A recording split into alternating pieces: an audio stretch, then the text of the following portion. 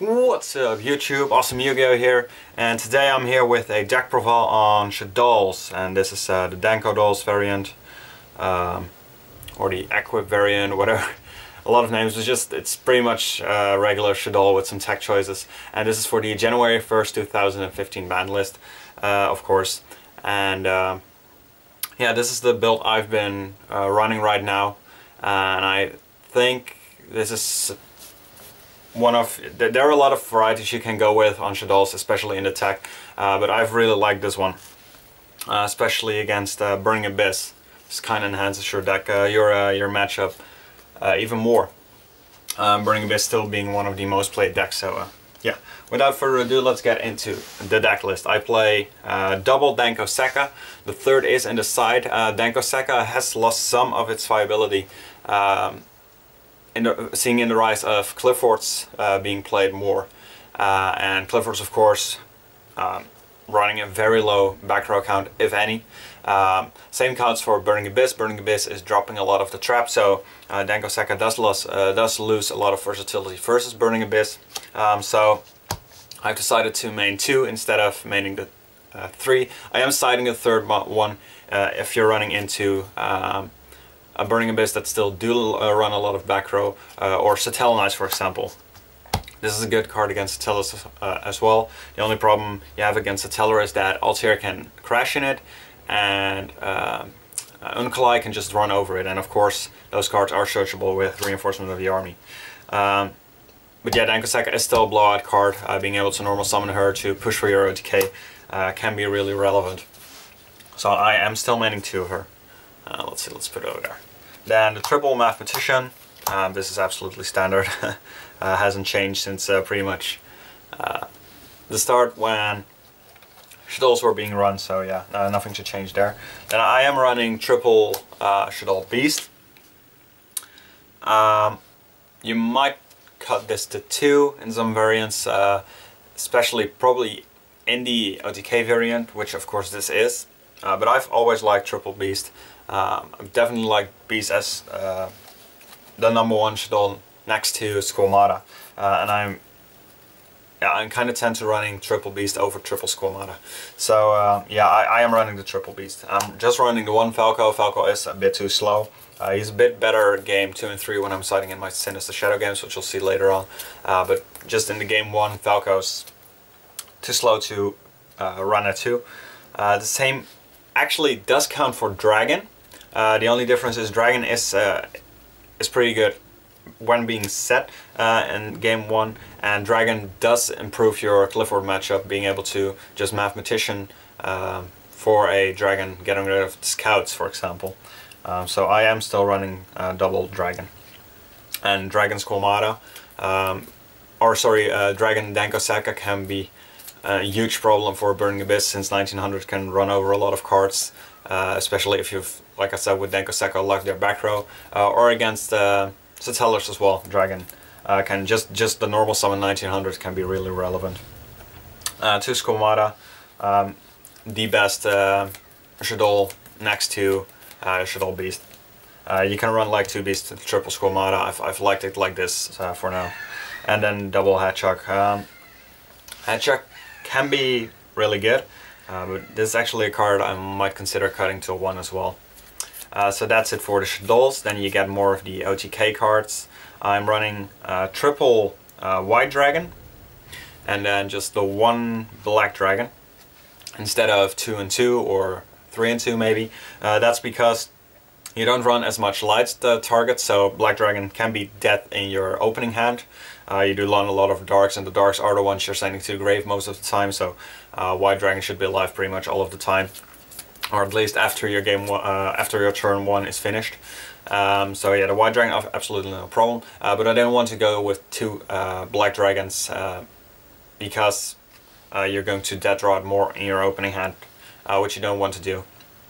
Of course still the 1, because this can search out this, and then he can search out this if they're sent from the field to the grave. So yeah, that's pretty standard.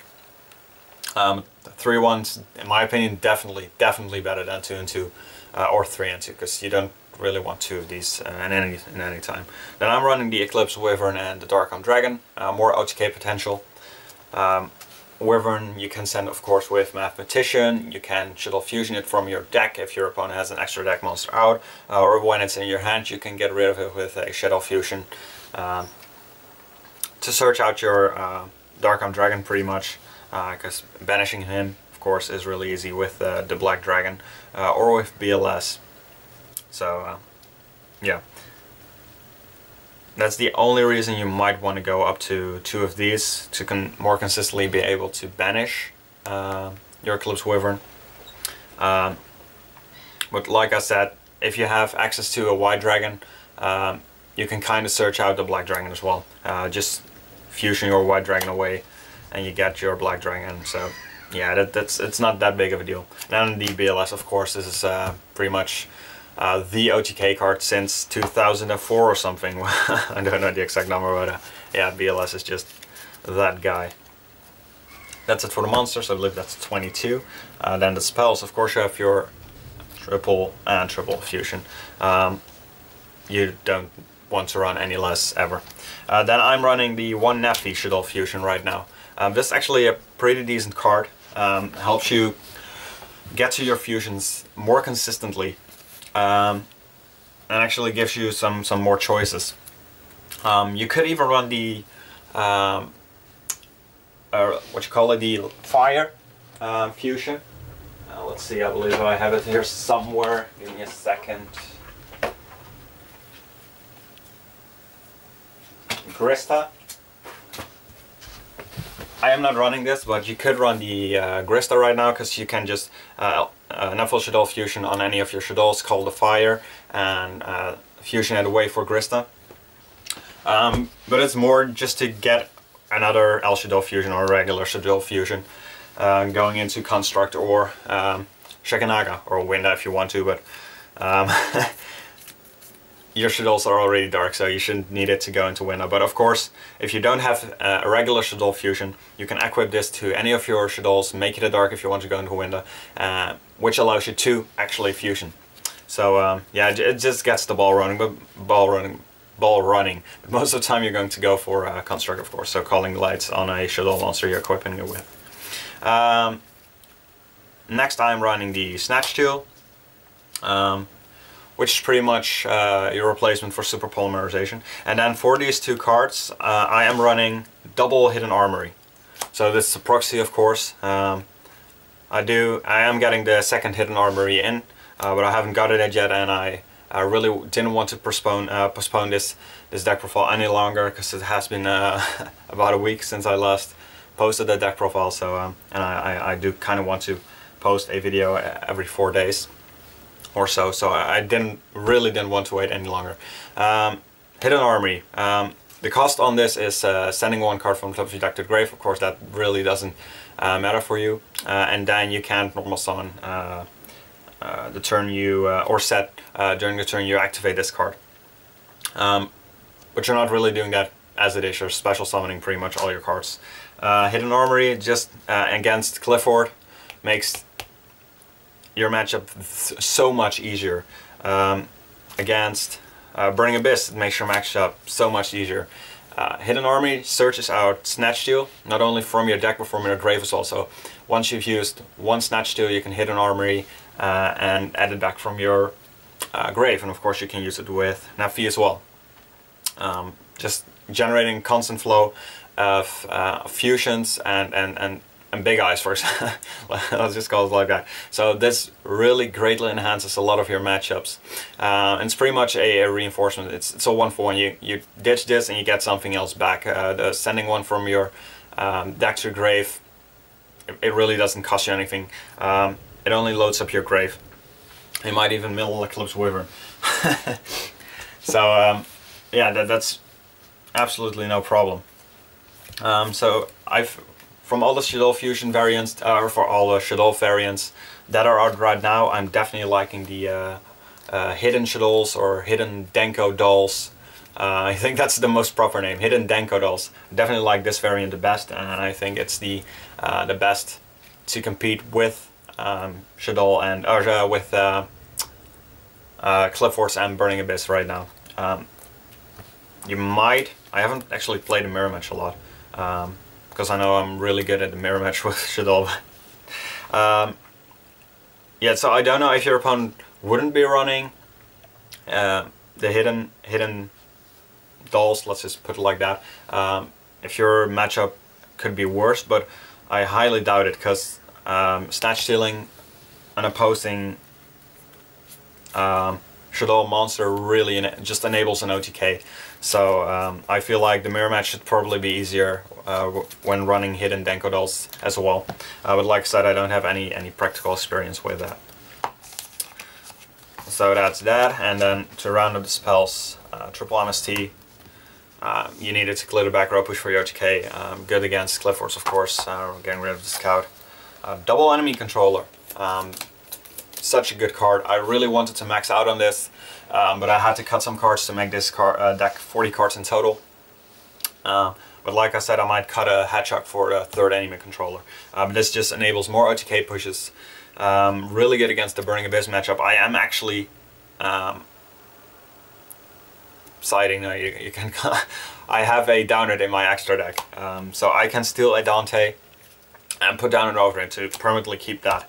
So thank you, Burning Abyss. You know, but yeah, this card is really good in the Shaddoll deck. Allure and just a bit more consistency, and then Foolish Burial. A really good card, can be pretty much any card you want it to be, or just an upstart if you're foolishing Shaddoll Beast. So that should be then 70 spells, because I'm only running the one trap, which of course is the Shaddoll Core. Like I said, I'm signing this in the Shadow Games, but this is the OTK version, so just the Shaddoll Core, which actually isn't really a trap, but it can be used as some sort of defensive trap. When you flip it, you get your 1950 defense. Was mostly just to send with a construct to the or with Squamata to the grave to add back some fusions, keep your constant fusions going. So that's it for the main deck, 40 cards. The extra, that's pretty much super generic. Triple construct, of course, you need 3. The one Shekanaga, this is for the mathematician, of course. And if you're stealing some Cliff Force, you can use the Cliff Force as well to make Shekanaga, because Cliff Force are Earth. Double window. I see people running 3. I've actually still not needed 3 like ever. I've never made a third one. So in my personal experience, you don't need 3. But I've heard people saying you do need 3. So yeah, that's up to you. If you ever feel like you want to make a third one, then bump this up to 3. That's just haven't been the case for me. So yeah, I'm just running 2 window. There's no need in running 3 if you don't ever make a third one. Leo, Construct and Folk, of course. Yazi, really good against the Burning Abyss matchup. Arcanide. No, sorry, this has to go first. HTS Psyhemoth. This is really good against the Burning Abyss matchup. Banishing the Dantes, banishing Scar, banishing Sir, banishing Graf, just puts the Burning Abyss player behind a lot. And then Armadius, once again, really good against Burning Abyss. And then some Xyz, Axiton, Dweller, Stel. These are just some of the really good Xyz. And like I said, the Downer for the enemy controller on, or Snatch Steal. Snatch Steal is not that relevant, because then you obviously keep the Dante regardless, but let's say enemy controller on a Dante, making sure you actually keep it. And then some tokens. That's the extra deck. Side. Side hasn't been really... yeah, I'm not sure on the side yet. It's not a definite thing, especially since I've had a bit of trouble deciding what I want to side with this deck. But for now, it's triple maxi against the Burning Abyss matchup. I am siding the Felice with Mathematician. It's good against certain matchup, being able to make the Yazi play. But it's mostly for Black Rose, which, as you could have seen, I'm not running right now. So if I'm keeping this in, I will put in a Black Rose and probably cut the Arcanide. I'm pretty sure I'm going to cut the Arcanide then for a Black Rose, but I might cut one of these 2. So yeah, like I said, it's mostly for the pretty much only for the Mathematician play. Right now, just either Black Rose, because Mathematician Felice Black Rose is pretty good against Clifford going second. Right now, Mathematician Felice Yazi is good against Burning Abyss, but that's what I find out right now. That's just not really worth it to run this card, which can be a really dead draw. Of course, you can get rid of it with Shaddoll Fusion, but isn't really worth it. Just to run just to side the Phillies to get easier access to Yazi for the Burning Abyss matchup. So if I'm keeping this, and I'm definitely going to add Black Rose. The third Denko Seka, like I said, a Raigeki. Once again, just easier OTKs. Diffusion. This card's just ridiculous in the mirror match. If you have this and you don't break completely with your other 4 cards, you're pretty much going to win. Triple Fairy Wind. Yeah, it's a free blowout card against Clifford, so yeah. The Compulse against the Majesties and Vanities Fiends would still do really hurt this deck.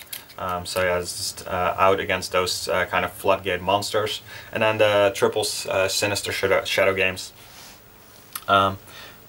This just enhances your Clifford matchup a bit, so I do side these in if I feel like I need to go on a bit of a slower match, slower paced match. If my opponent wants to grind me out, you do want to side in those Sinister Shadow Games.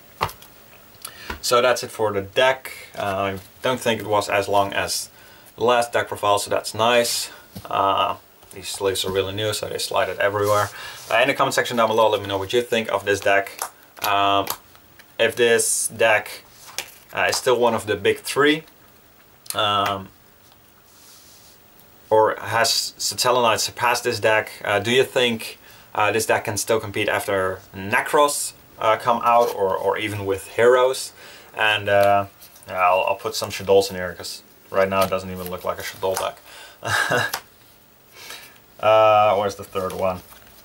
Yeah, so yeah, I feel like this deck still hasn't surpassed its prime yet. Of course, maybe it's top prime, but it's still a very viable deck.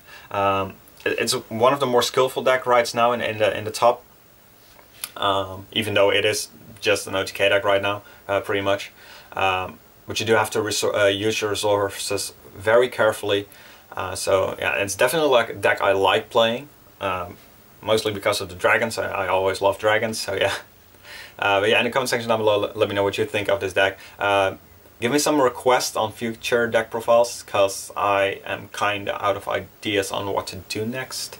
Of course, I will do the Necros, and I'll probably do an update on Burning Abyss and Clifford, with the new support which is coming out, or has come out. But yeah, maybe something old you want to see, or something. Yeah, if you have an idea on something you want to see, just post that in the comment section down below, and I'll see you guys next time. And of course, I'm still doing the Secrets of Eternity boxes. I haven't gotten them in yet, but they should be in any day now, so I'll post some openings of that as well. Thank you guys for watching. I'll see you guys later. Bye.